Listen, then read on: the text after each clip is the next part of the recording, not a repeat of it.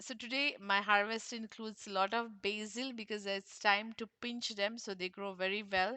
So if you don't pinch, it will grow into flowers and seeds. So if you pinch them, they'll grow more wider. Otherwise, it's more tall and then they'll start producing seeds, and that's the end of the season for them.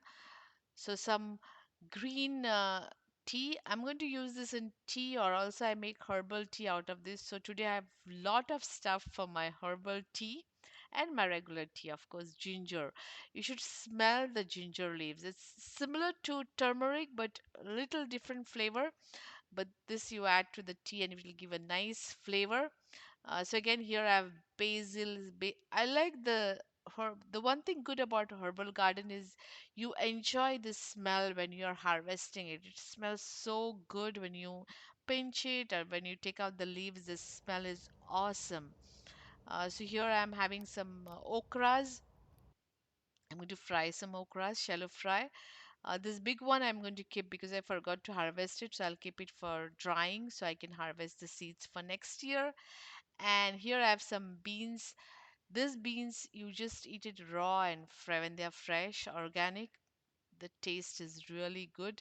Me and my daughter enjoys it fresh. If we have very little harvest, if it's a big harvest, then I make vegetable.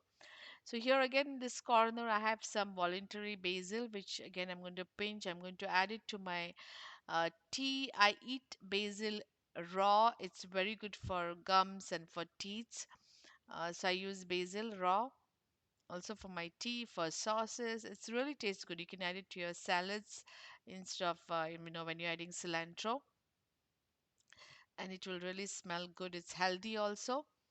And today I have a lot of greens here, and I have some mint leaves. So I'm going to harvest some mint also. Let me check where are my mint. This is basil. I've mint growing at different places. So here is the mint. So I'm going to harvest some mint. I eat this raw also, and you can add it to the your regular tea, milk tea, or you can add it to your herbal tea, your chutneys, sauces. So this is a IV guard, but I'm going to keep the camera off because I need to find it. It's like hiding everywhere.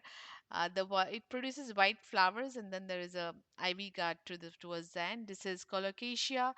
This one you use to make patra, not the regular vegetable because the leaves are a little bit thick.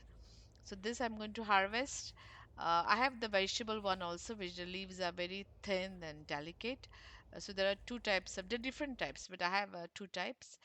This is ajwain or Spanish mint, you say. This I use in parathas. I use it for tea, for making herbal tea. Uh, it is can be used to make pakoras also, but today I'm making some paratha, aloo paratha. I'm going to add that. So I'm going to have some peppers for my aloo paratha, potato paratha, some peppers. I'm going to harvest two to three. So this is one of the long beans from outside, which I'm going to harvest. So this is my harvest. I'm going to make put some potatoes and make ivy card sabzi. I'm going to add those. I'm going to make patra out of this and add this to my aloo paratha and some flowers and leaves I have for my hair pack. So do tell me, how you feel about flowering gardening or vegetable gardening. It's really therapeutical and you enjoy when you harvest it.